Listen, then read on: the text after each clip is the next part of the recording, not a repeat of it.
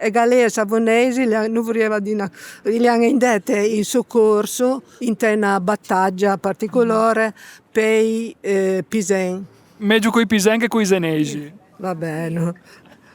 Volevo definirla questa diatriba tra Sanga e Zena. Però figlio, cantiamola lì anche che dica che Colombo l'esenese.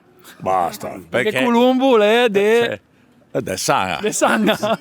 Lo dice anche quella de Cugou. No, c'è anche quell'altro su in Piemonte.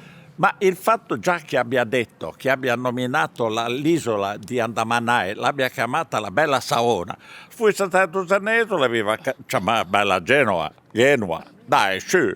E un documento colente l'archivio di Zena, o la infasso. Tutta la storia è lo stesso, porta una data, è uguale ma porta una data differente di quello che è conservato in Spagna.